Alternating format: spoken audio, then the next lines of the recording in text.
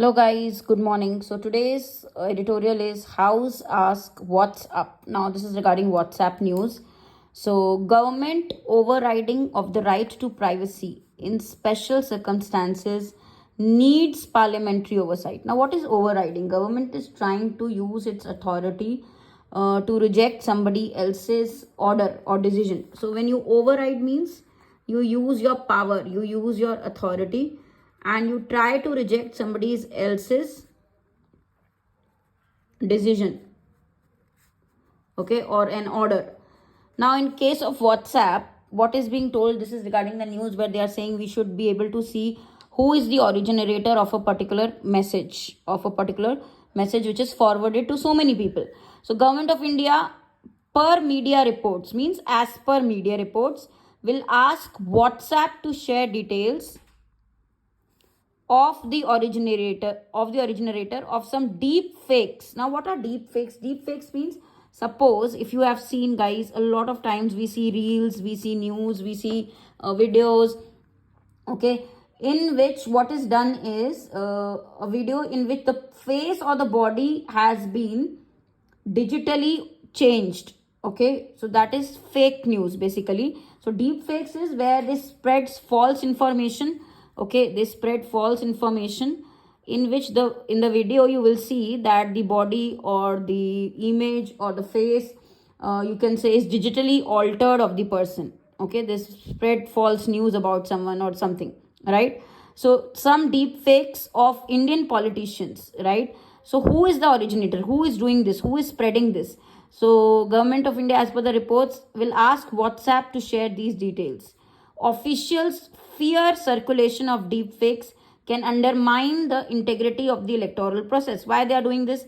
Because they feel that the circulation, this happens when this is circulate, these kind of videos or news is circulated, it can undermine, means undermine is to lower the value, okay, so it can undermine means to make something weaker, it can weaken the whole honesty process, the honest process of integrity of the electoral process, the election process. So integrity means the whole honesty, integrity means having something which is based on strong principles, right? That will be weakened, right? The legal basis to ask social media platforms to share the information about the originator is the information technology rules 2021, okay. Now social media platforms such as WhatsApp have challenged this particular validity, okay. So if you will say that who is the originator, who is starting with these messages, who is spreading these messages, if you will ask that, they are saying that this will be counter, it will run counter to, means it will go exact opposite to jurisprudence, means the legal system on the right to privacy. If we will tell you, if social media, if WhatsApp will tell, okay, this message is spread, or this message was started by this person, he is the originator, he is the one who started this, then it will go counter to, means it will go totally opposite to this jurisprudence means to the theory of this system, to the legal system of right to privacy. Right to privacy is also important. Then we are hampering the right to privacy if we are giving the name of the person. So government of India has argued that the constitutional bench of the Supreme Court in 2007, which concluded that the constitution guarantees a fundamental right to privacy, also placed reasonable restrictions, okay. So basically, now government of India said that the Supreme Court bench, okay, which actually concluded that the constitutional guarantees a fundamental right to privacy, also has placed some restrictions, practical limitations. We can always place some practical limitations, we should be able to do that in this case also. On the ground, however, IT rules have been operationalized, and Tripura, to give an example, invoked it recently. So IT rules have been come into use. They have put IT rules into use. They have implemented IT rules. Operationalized means put into use, right? And there is an example of the state, which is Tripura, where they have used that particular, invoked means they have used a law. When you use a law or you mention a law, okay, to do something, okay, then it is invoke, right? So there are two challenges. Now the government is now the writer is talking about what are the challenges if we do this, right?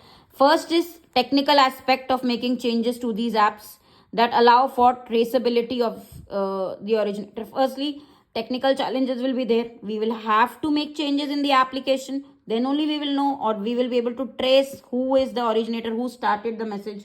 Okay, so traceability means when you can trace the origin, okay, know the origin from where the message started.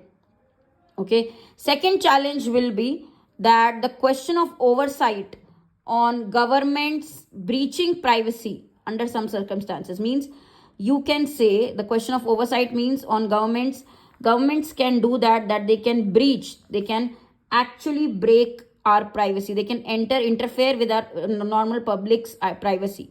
Okay, and that can have very serious ramifications means it can have very serious consequences, effect. Okay, ramifications means, usually for negative we say ramifications, it means serious unexpected results of action. Okay, IT rules open the door to the executive initiating traceability provisions. While some reasons to do so are justified and narrowly tailored, such as those in relation to child sex abuse, other grounds such as security of the state. Now, there are certain rules according to IT rules. You can do that. You can find out who is the originator of the messages, but that only in special cases. When we have to find out if there are cases happening, messages spread which are related to child sex abuse, or basically something which can hamper the state. But these kind of you can say provisions are very loosely conceptualized, means they are very you can say not very technically accurate. Okay, loosely conceptualized means not very technically accurate concepts. Okay, so there are no specific strict rules regarding that. Okay, so there are provisions, you can do that, but they are narrowly tailored. What do you mean by narrowly tailored? They are very you can say they are designed in a way which doesn't hold true for every case. Okay, so we need safeguards, we need protection to ensure there is no abuse of power. Government might do this, government will find out who is the starter, who is starting spreading such news, and then they might misuse also. So IT rules try to provide one such protection by stating the emphasis should be on using less intrusive methods. So IT rules also say we should not use methods which are very interfering. Intrusive methods should not be used. Okay, methods which may cause disturbance. Okay, intrusive are something which cause disruption, disturbance. Such methods should not be used to identify the originator of a message deemed in violation of the law, considered to violate the law, break the law. Okay, deemed means considered. Okay, however, that is not enough. India, with its rich democratic traditions, needs to bring in parliamentary oversight on executive functions that invoke interception or decryption of private messages. So we are a democratic country. We need to bring oversight. Oversight means there has to be somebody who comes up with these kind of executive functions that involve interception. Now, functions that you can say that stop or decode the private messages. Decryption means when you read the code, right, you are able to decode what is the message.